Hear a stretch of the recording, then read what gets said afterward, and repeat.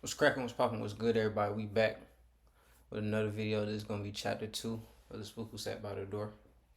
You know what I'm saying? We ended off with, can't remember the character's name, but they just had went through the election cycle. The senator had just won the presidency. They had just exposed the happenings within the CIA of not having any officer level uh, black people in the CIA. So that's kind of what he used to propel himself in the office. So now we in chapter 2. We finna see what's going on in chapter 2. All right, we ain't gonna waste no time. We just gonna dive right in. All right, let's do it. Freeman watched the class reunion from a corner of the common room of the CIA training barracks. It was a black middle class reunion.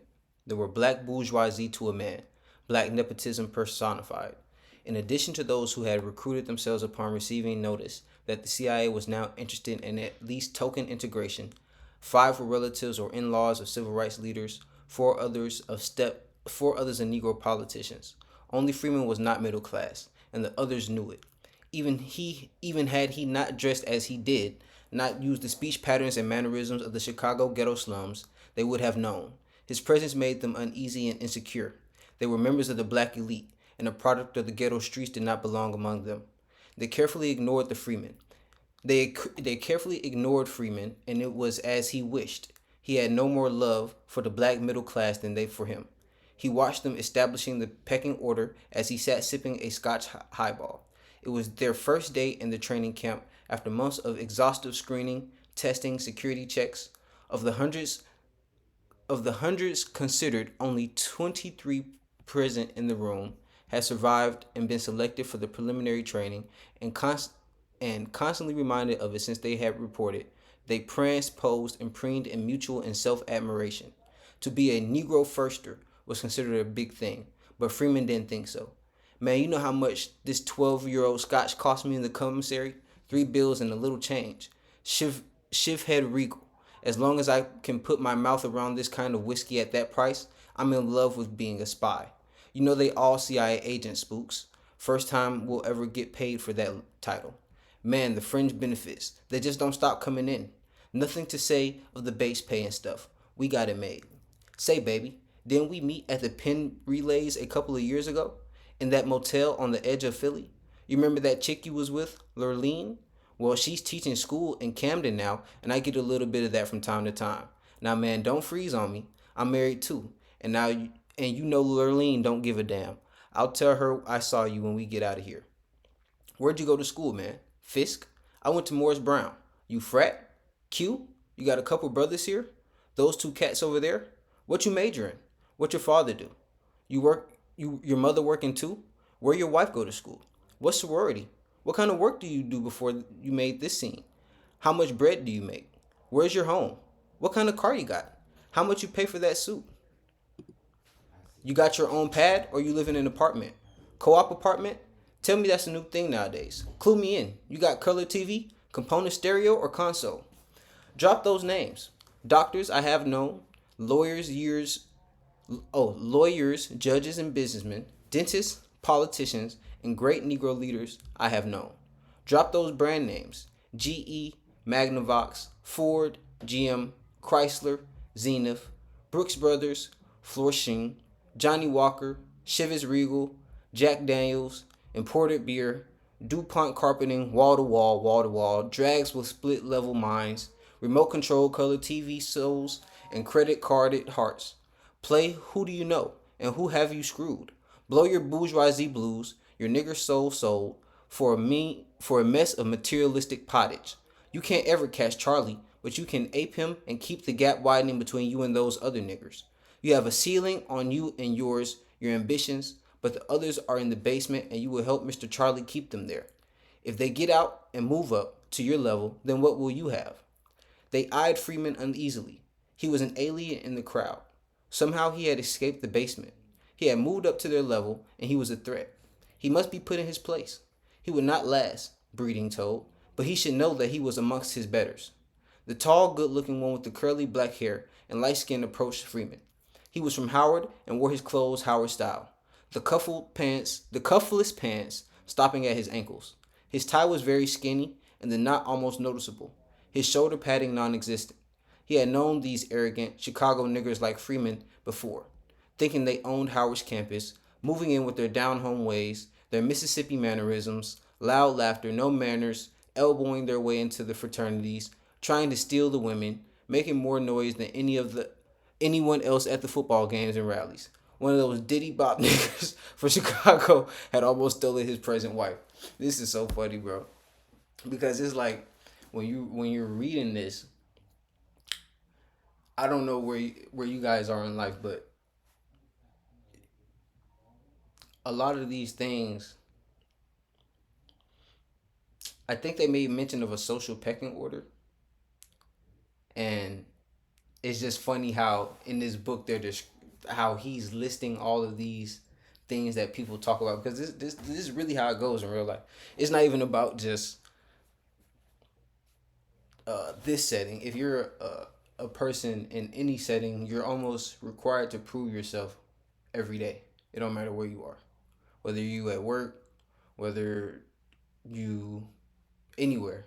People like expect you to feel like you have to prove yourself to them. They ask you all these prodding questions, try to get in your business, and it's just funny that they make mention of this. But let me go ahead. So yeah, we ended off right here.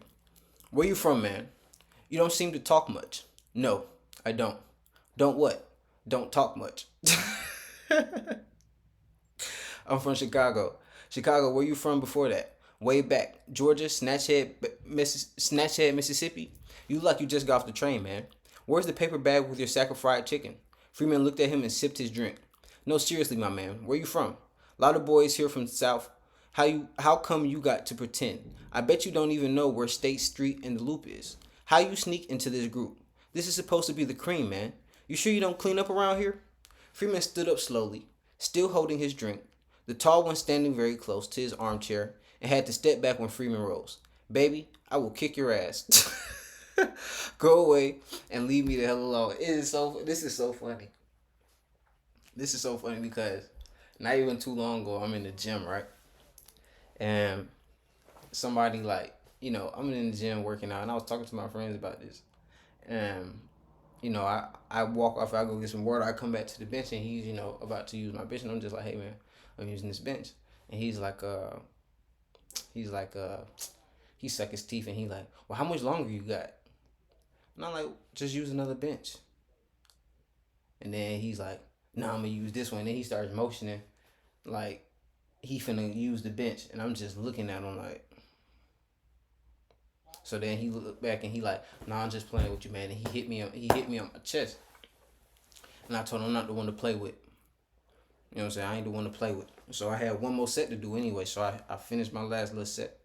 And when I was getting ready to go, he was setting up his bench. And this is what made me mad about it, because it was another bench he could have used. So he's setting up his bench. I see him setting up his bench. I just ran over there up on the bench. Just grabbed the bench and squeezed it. I was like, I'm using this bench. And he jumped back and he went like this. And I was like, see, you don't like it when I do it to you. And that's and this is another instance of that where somebody playing with this man. But if he was to really get up and whoop their ass, they'd be like, oh, you doing too much. Because that's what the dude said to me, too, when I grabbed the bench like that and I jumped up at him like that. He was like, oh, you didn't have to do all that. I was like, you shouldn't have been playing with me like that. You don't want to play how I want to play. You know what I'm saying? And people always get mad at how you react to them playing with you when you didn't even want to play. They came at you playing. You know what I'm saying? But the way you play, you grew up different than how you play. Y'all used to bust each other in the head with bricks and stuff. Well, all right, back to the book. Baby, I will kick your ass. Go away and leave me to hell alone. The tall one opened his mouth to speak. A fraternity brother sidled up, took his arm, and led him away. Freeman freshened his drink and sat down in front of the television set. After a lull, the black middle class reunion resumed. He had not made a mistake, he thought.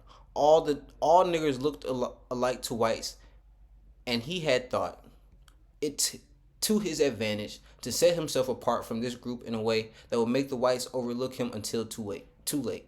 They would automatically assume that the others, who looked and acted so much like their black representatives and spokesmen, who appeared on the television panels, spoke in the halls of Congress, made the covers of Time and Life, and ran the Negro newspapers and magazines, who formerly the only link with the white world, would threaten to survive this test. Both the whites and these sedity niggers, Freeman thought, would ignore him until too late. And he thought, whitey will be more likely to ignore a nigger who approaches the stereotype than these others who think the limitation the sincerest form of flattery. He smiled when he thought about walking into his friend's dental office that day. Hey, Freebie, what's happening, baby? Ain't seen you in the Boulevard Lounge lately. Where you been hiding? Got something new on the string? No, been working. Look, you know the cap you put on after I got hung up in the Iowa game? I want a new one, with an edge of gold around it. Gold? You must be kidding. And where you get that refugee from Robert Hall suit? That's where I bought it from. I'm going out to Washington for a final interview panel, and I want to please the crackers. His friend nodded. He understood. Freeman did not spend much time socializing with the rest of the Negro pioneers, those chosen to be the first to integrate a segregated institution. He felt none of the gratitude, awe, pride, and arrogance of the Negro firsts, and he did not think, after the first few days, that many of them would be around very long, and Freeman had come to stay. They had calisthenics in the morning and then 6 hours of classes. Exams were scheduled for each Saturday morning. They were not allowed to leave the area, but there was a different movie screen each night in a plush small theater. There was a small PX, a swimming pool, a bar, and a soda fountain. There was a social area at each end of the building in which they lived that included pool tables, ping pong, a television room with color TV, chess and checker sets. There was a small library containing technical material related to their classes and light fiction, magazines, and periodicals. There was a music room with a stereo console containing an AM/FM receiver and with records consisting mostly of show tunes from Broadway hits of the last decade. There were Coke machines. It was like a very plush bachelor officer's quarter. There were basketball courts, badminton courts, a 9-hole golf course, squash courts, a gym, a 220-yard rubberized track, a touch football field. After the intensive screening which they had undergone prior to the selection, none of the rest thought that the classes and examinations were anything more than window dressing. They settled down to enjoy their plush confinement during the training period, after which they would be given offices in the vast building in Langley, Virginia, down by the river. Freeman combined a program of calisthenics, weight training, isometrics, running, and swimming, which never took more than an hour, usually less than half that time. He would watch television or read until dinner, take an hour's nap, and then study until midnight.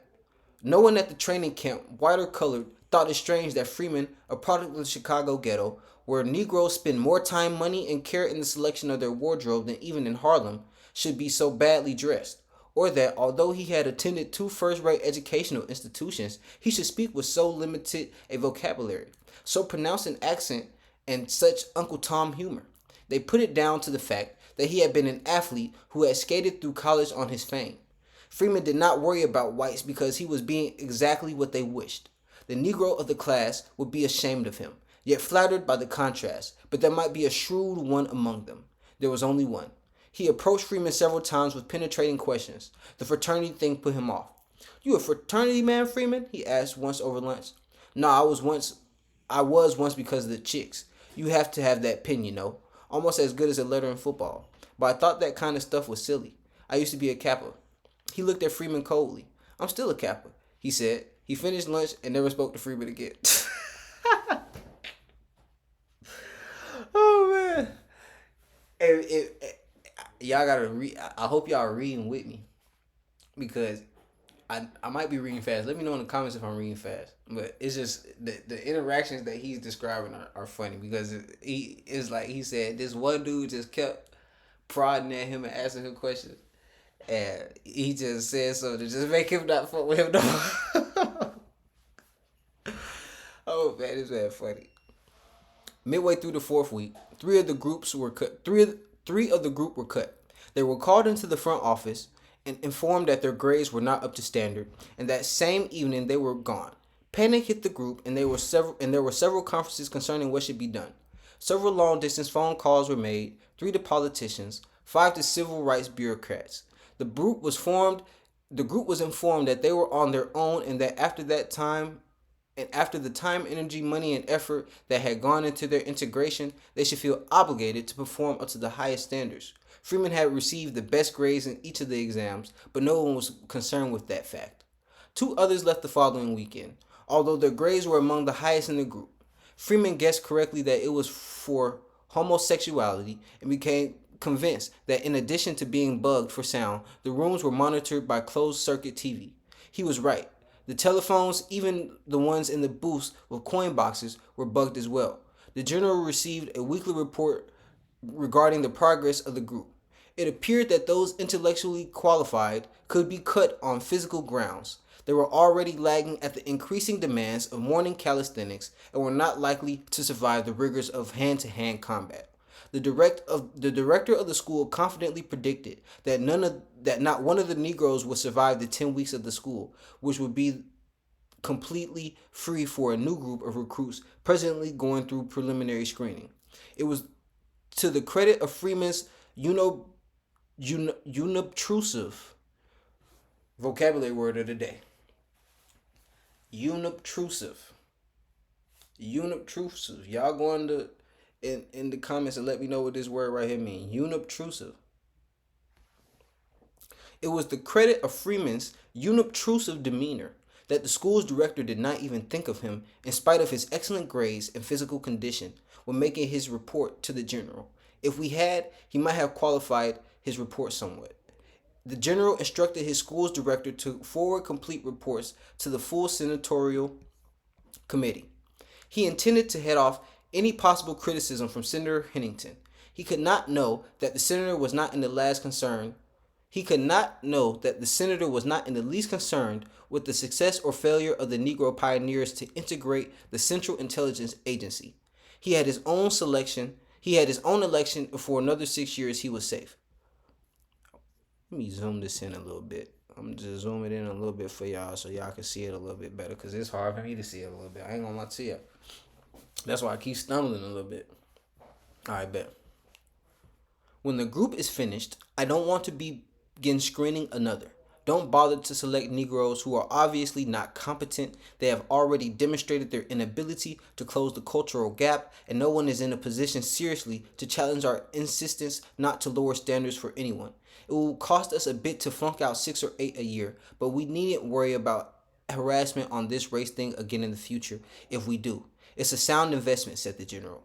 He was pleased and again convinced that he was not personally prejudiced. Social and scientific facts were social and scientific facts. He ate a pleasant meal in his club that evening and noted that there were both white and colored present. The whites were members and guests. The Negroes served them. The general did not reflect that this was the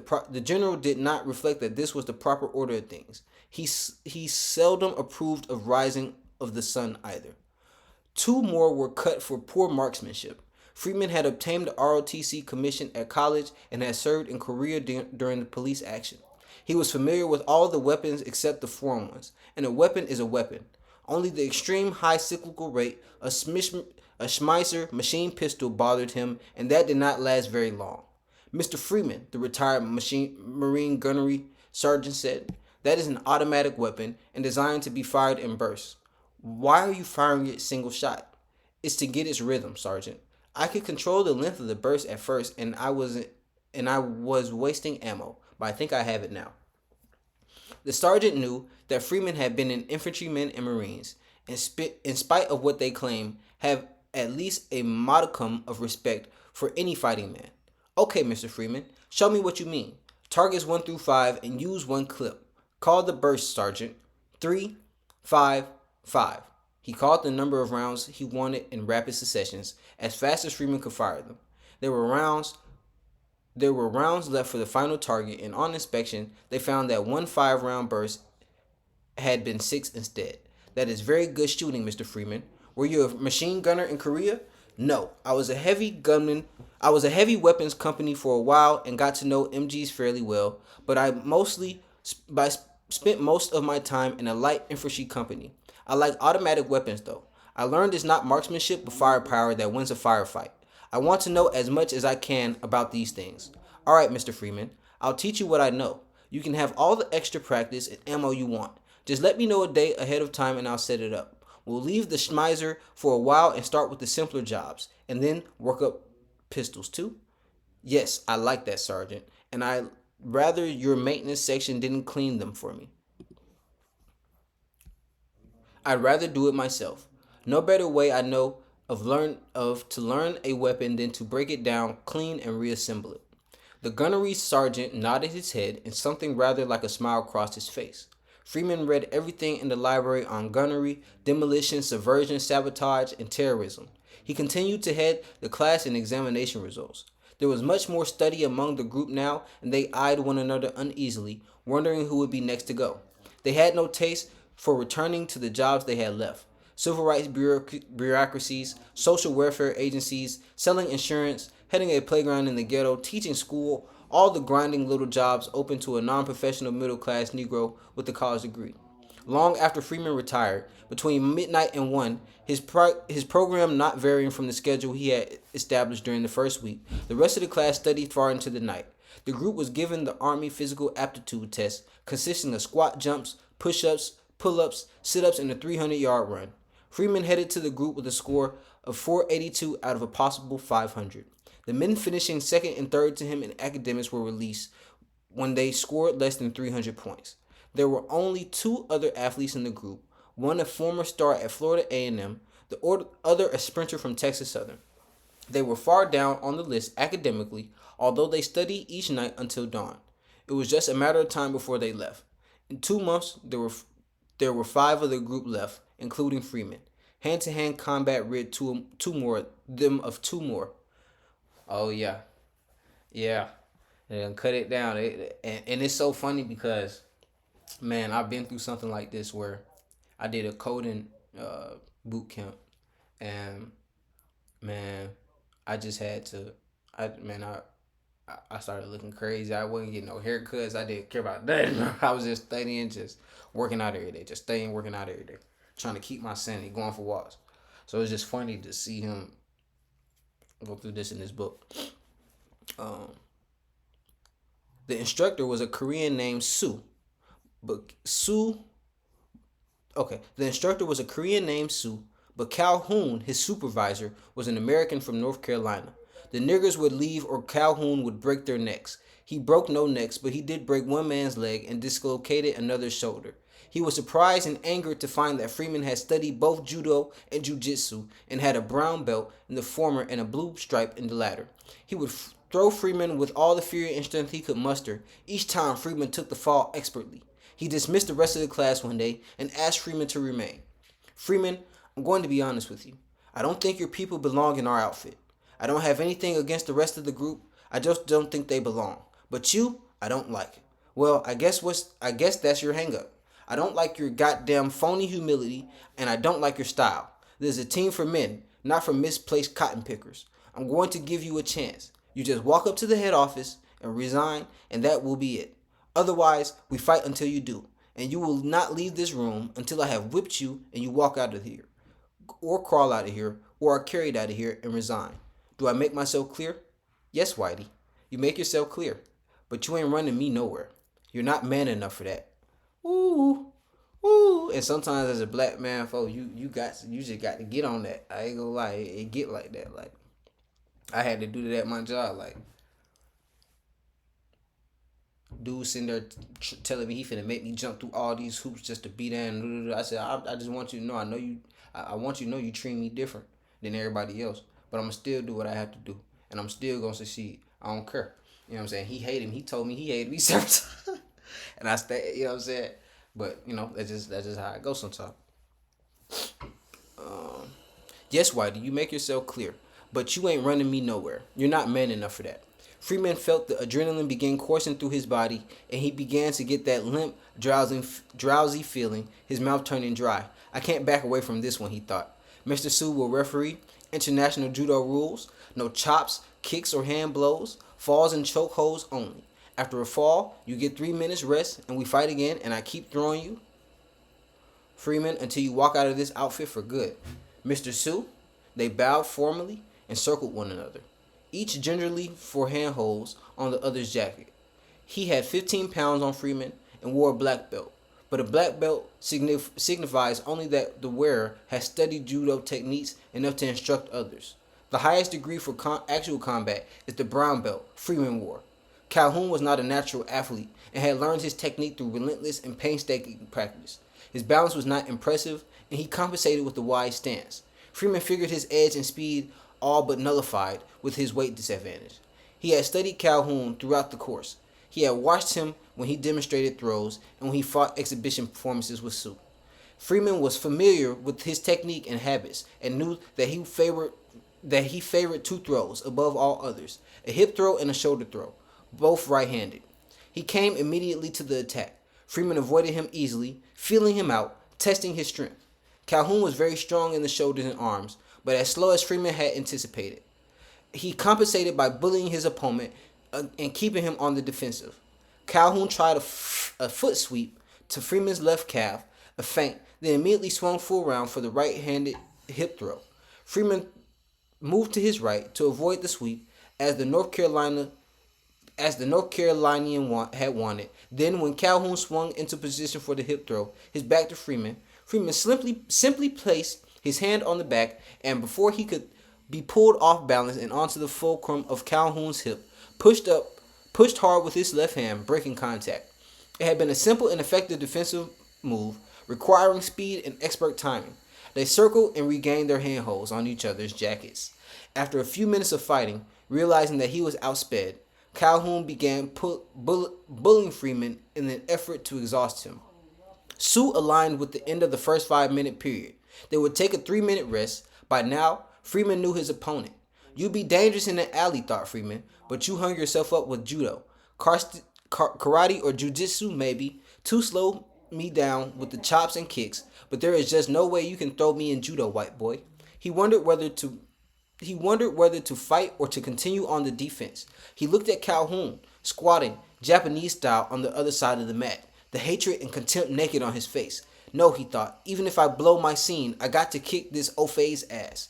When you grab me again, Whitey, you are going to have 2 handfuls of 168 pounds of pure black hell. He took slow, deep breaths and waited for the 3 minutes to end. Sue nodded to them. They strode to the center of the mat, bowed, and reached for another. Freeman changed from the standard judo stance with feet parallel, both squared away and facing the opponent, to a variation, right foot and hand advanced, identical to a southpaw boxing stance. It is an attacker stance, the right side being exposed to attack and counter from the opponent. Freeman relied on speed, aggressiveness, natural reflexes, and defensive ability to protect himself in the less defensive position. He wanted only one thing, to throw this white man. He moved immediately to the attack. Freeman tried a foot sweep, his right foot to Calhoun's left, followed up with a leg throw. Osterguer then switched from right to left, turning his back completely to his opponent, whose rhythm he had timed, and threw him savagely with the right-handed hip throw. Calhoun lay there and looked at Freeman in surprise. He got slowly to his feet, rearranging his judo jacket and retrying his belt. Freeman did the same. Then, facing him, he bowed as his tradition. Calhoun remained erect, staring at Freeman coldly.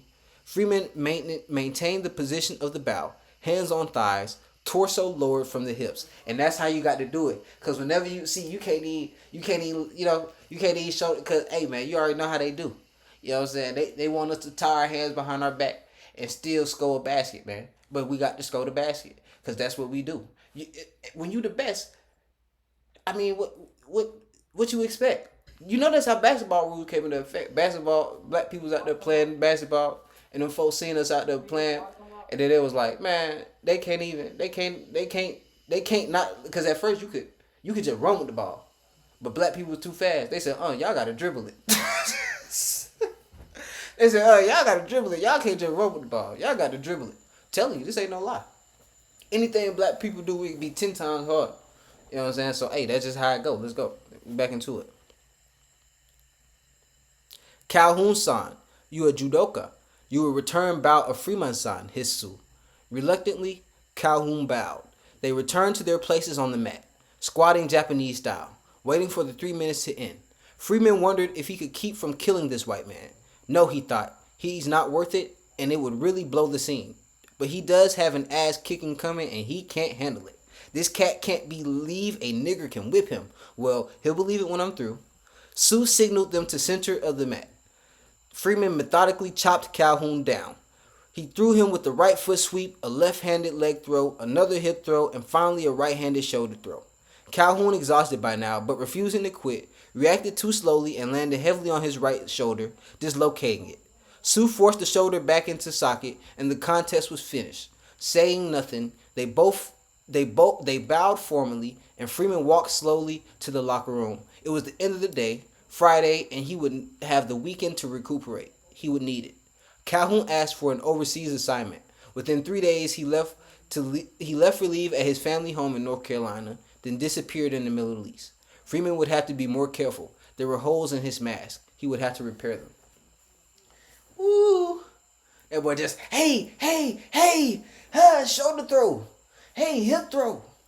Just whoop that ball on that mat, man. And sometimes in life you gotta go through that, man, where folk you gonna go through it, man. Like you gonna go through it, but you gotta stand tall. You can't let folk get you off your pivot. And when that smoke can't handle it, you know what I'm saying? But you don't get out of pocket, you don't let nobody get you off your pivot, folk. And you see what happened. And you see what he said at the end. It's holes in my mind, so I gotta get back right. You know what I'm saying? So you gotta be strategic in this thing too. You know? So, hey man, I appreciate y'all tuning in. We're gonna catch y'all on the next one. Chapter 3 coming soon. Like, comment, subscribe. Do the word of the day for me in the comments, because I really want to know what that word is. All right, appreciate y'all.